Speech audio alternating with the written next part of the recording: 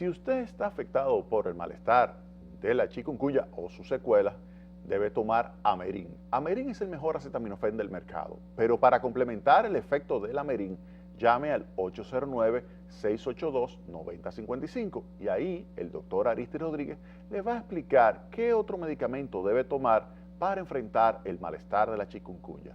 809-682-9055. Tome Amerin y llame al 809-682-9055 y ahí el doctor Aristide le va a complementar ese tratamiento.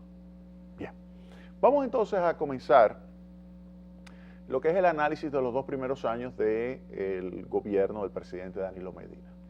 Vamos a iniciar con el análisis fiscal. Cuando llegó el presidente Danilo Medina al poder, encuentra un déficit de 6.6% del PIB, un déficit enorme que ya venía registrándose desde el año 2008. Del 2008 al 2012 se registra la mayor acumulación de déficit en la historia de la República Dominicana. Y esto hay que cambiarlo. Y el presidente así decide hacerlo. El presidente Danilo Medina comienza a cambiar lo que es la política fiscal y reduce ya para el año 2013 el déficit de 6.6% a 2.8%. Reduce el déficit y con esto le quita presión a los agentes privados. Y uno se pregunta, ¿y cómo un déficit del sector público puede presionar a los agentes privados? Lo presiona de la siguiente manera. Un déficit significa financiamiento y ese financiamiento se realiza a través de la adquisición de préstamos en el mercado local y la adquisición de préstamos en los mercados internacionales. Cuando se toman préstamos en el mercado local, eso implica un desplazamiento del sector privado, que también desea préstamos para, por ejemplo, expandir sus inversiones o expandir su nivel de consumo. Si hay un déficit de 6.6% del PIB, ¿eso qué se traduce? Eso se traduce en una situación en la cual los agentes privados no tienen financiamiento porque el gobierno lo está absorbiendo. Y si el gobierno lo absorbe, hay lo que se llama una expulsión del sector privado. De forma tal que la primera medida que lleva a cabo el presidente Danilo Medina es ejecutar una corrección de ese súper desequilibrio que había en las finanzas públicas, reduciendo el déficit de 6.6% al 2.8%. Lo mismo sucede en el año 2014. En el año 2014 vuelve y repite el 2.8%.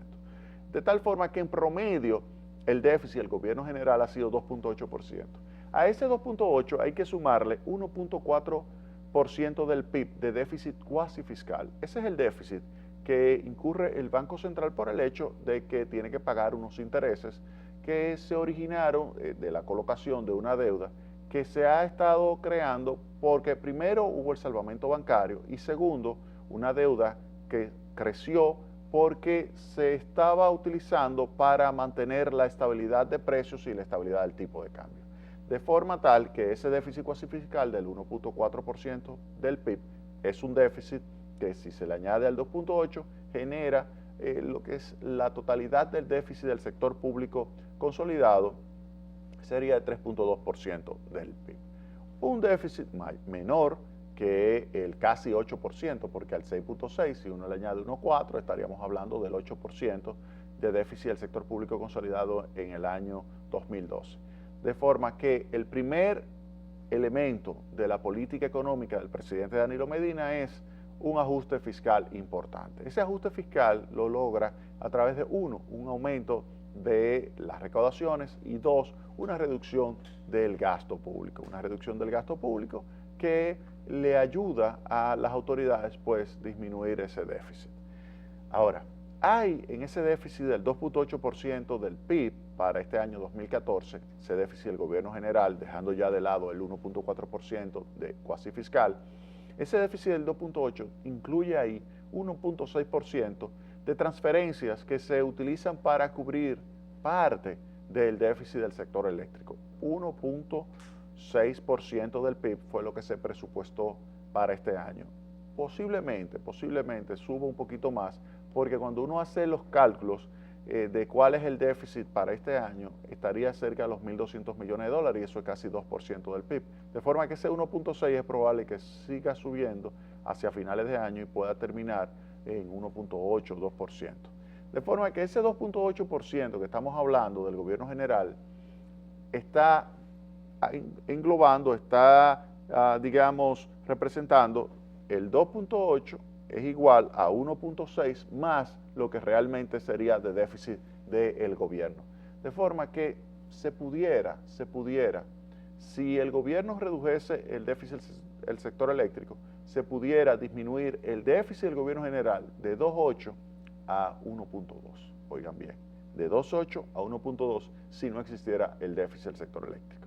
De forma que el gobierno, sin lugar a dudas, ha hecho un extraordinario ajuste por el lado de las finanzas públicas. Entonces, ese es un primer punto.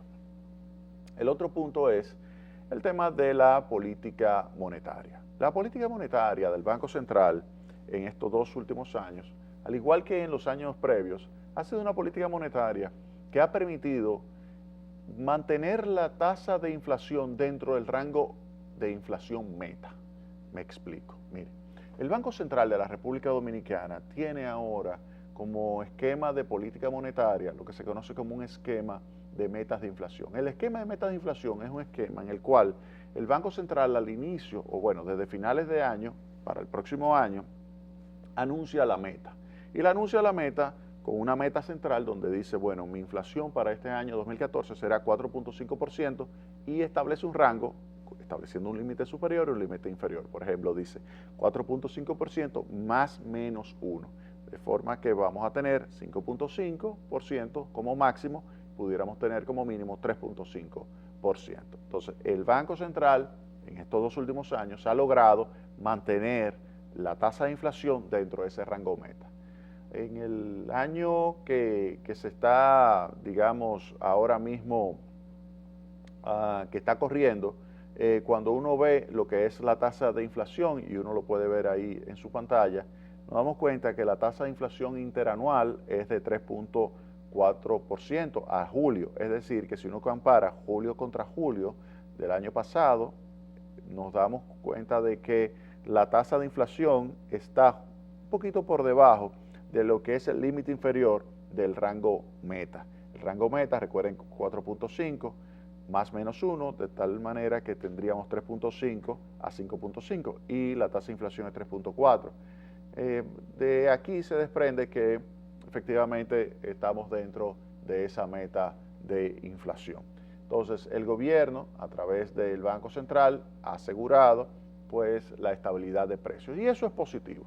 La estabilidad de precios ayuda a que se pueda asignar los recursos de una forma eficiente, de una forma sin sobresaltos, de una manera en la cual no hay cambios bruscos en los precios relativos, y esto hace que los agentes económicos puedan invertir más fácilmente, puedan tomar sus decisiones de una forma que optimice no solamente en lo que es el corto plazo, sino a lo largo de toda su trayectoria, lo que es su nivel de bienestar. De esto se desprende que, no cabe duda, que ese tipo de política monetaria que asegura la inflación moverse en lo que es su rango meta, pues es una política monetaria que puede considerarse como óptima desde el punto de vista de las decisiones de los agentes económicos. Así que vamos a decir que por el lado fiscal, en los 2 primeros años el gobierno ha reducido el déficit, favoreciendo al sector privado, y desde el punto de vista monetario, también como el gobierno reduce su déficit, le facilita esto el trabajo al Banco Central, que ha logrado mantener con su política monetaria, ha logrado mantener la estabilidad de precios. Pero además de eso, hay otras variables que también han logrado mantener su estabilidad, como es el caso del tipo de cambio, que cuando uno lo ve en su trayectoria, ese tipo de cambio nos dice que durante estos 2 años del gobierno del presidente Danilo Medina, se ha manejado sobre una trayectoria que refleja básicamente el diferencial de inflación entre la República Dominicana y los Estados Unidos. ¿Y esto qué significa? Que no hay ningún proceso de apreciación del tipo de cambio real. Recuerden que el tipo de cambio real es una medida de competitividad. Si se aprecia el tipo de cambio real, lo que esto implica es que se pierde competitividad, y si se pierde competitividad, las exportaciones caen. De forma que lo que tenemos por parte del Banco Central es una política monetaria que ha permitido la estabilidad de precios y al mismo tiempo ha permitido que el tipo de cambio se mueva sin muchos sobresaltos, generando mucha certidumbre a los agentes económicos y ha asegurado que se mantenga la competitividad, porque es un deslizamiento suave de ese tipo de cambio, tal como se prevé de acuerdo al diferencial de tasas de inflación de los Estados Unidos con República Dominicana.